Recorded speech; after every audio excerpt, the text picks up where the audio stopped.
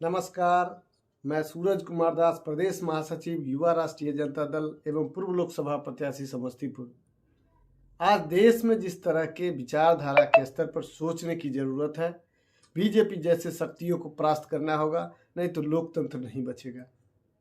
विचारधारा विचारों और विश्वासों का ऐसा समूह है जो सुनिश्चित विश्व दृष्टि पर आधारित है या भविष्य में आदर्श समाज की स्थापना पर बल देता है। विचारधारा राष्ट्रीय शक्ति का प्रेरक अमूर्त तत्व है। विचारधारा और संगठित और उत्तेजित गतिविधि को एक संगठित राजनीतिक आंदोलन में परिवर्तन कर सकने की शक्ति है। बर्टन रसेल ने अपनी पुस्तक पावर और न्यू सोशल एनालिसिस में विचारधारा को राज्य शक्ति का एक आवश्यक तत्व माना है, क्योंकि इसमें संगठन की शक्ति है। नाजीवाद ने जर्मनी को संगठित, आक्रामक एवं विस्तारवादी बनाया, तो साम्यवाद ने सोवियत संघ को संगठित किया तथा द्वितीय विश्व युद्ध के बाद महाशक्ति बनाया।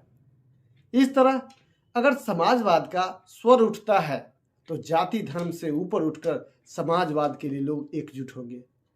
भारत का समाजवाद चाइना और रूस से अलग है। यहाँ संवैधानिक समाजवाद की जरूरत है, यहाँ डॉक्टर अंबेडकर के समाजवाद की जरूरत है, यहाँ लोहिया के समाजवाद की जरूरत है, यहाँ जयप्रकाश नारायण जी के समाजवाद की जरूरत है, कर्पूरी ठाकुर जी के समाजवाद की जरूरत है।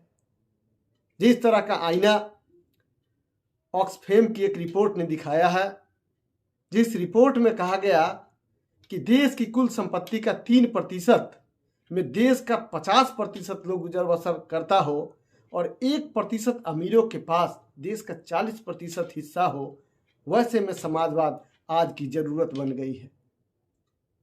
हमें नहीं चाहिए मंदिर मस्जिद, हमें नहीं चाहिए ऐसे मुद्दे, हमें चाहिए तो 2 वक्त की रोटी, हमें चाहिए तन ढकने के लिए कपड़ा, हमें चाहिए रहने का मकान, हमें चाहिए जीने को रोजगार, हमें चाहिए बच्चों की शिक्षा, हमें चाहिए अच्छी स्वास्थ्य व्यवस्था।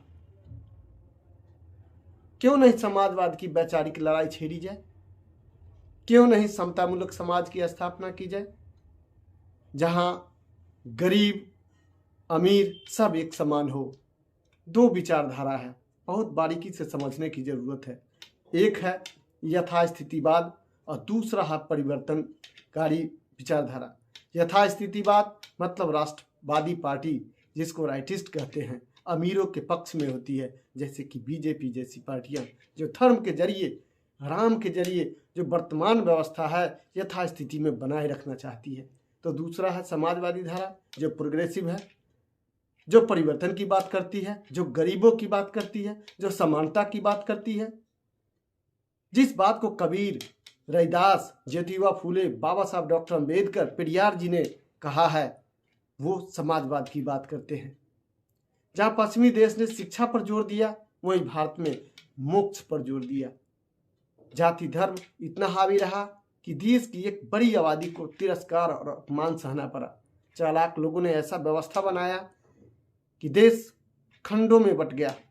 परिणाम यह हुआ कि आक्रांताओं ने हमें बार बार लूटा और 30-40 करोड़ की आबादी वाले होकर भी 5 से 10 हजार हम पर हुकूमत किया। इसका एकमात्र वजह है तो इतने जातियों में विखंडन है। बावजूद इसके कभी यह कमजोर नहीं पड़ा। यही भारत की प्रगति का सबसे बड़ा कारण है, पिछड़ेपन का कारण है। कुछ वर्गों ने जाति सिस्टम को, यथास्थितिवाद को बनाए रखकर देश की संपत्ति को अपने नाम किया। मैं मानता हूं कि सामाजिक संरचना को बनाने का उद्देश्य सिर्फ और सिर्फ आर्थिक संरचना ही था। आज ऑक्सफैम की रिपोर्ट यही बयां करती है। इसी यथास्थितिवाद को उच्च वर्गों द्वारा पोषित राजनीतिक दल द्वारा मीडिया को, बौद्धिक वर्ग को अपने अनुरूप ढालकर कल्चरल हेजीमनी एस्टेब्लिश कर यथास्थिति बनाए रखना चाहती है। और जब सच्चाई का स्वर उठता है तो उसे दबा दिया जाता है ताकि सियासी दुकान चलती रहे। रिपोर्ट जिस तरह का बयां करता है वो देश की जरूरत बन गई है। लोगों के गुजर बसर करने के लिए, एक स्टैंडर्ड जीवन जीने के लिए, एक स्टैंडर्ड लाइफ स्टाइल के लिए बहुत जरूरी है समाजवाद। अगर यह मुद्दे आपको नहीं झकझोरती है तो आप एक संवेदनहीन प्राणी है। आप एक समाजवाद और देश के लिए नहीं सोचते, आपका जमीर मरा हुआ है, फैसला आपको करना है। चित्त भी मेरी, पट भी मेरी नहीं चलेगी। आपको विचारधारा के स्तर पर निर्णय लेना पड़ेगा, तभी राज्य और देश की तरक्की होगी, गरीबों का कल्याण होगा, गरीबों का उत्थान होगा, सामाजिक सद्भाव बढ़ेगा और इस व्यवस्था को परिवर्तन कर एक समाजवाद, सामाजिक न्याय को स्थापित किया जा सकेगा। धन्यवाद साथियों, नमस्कार।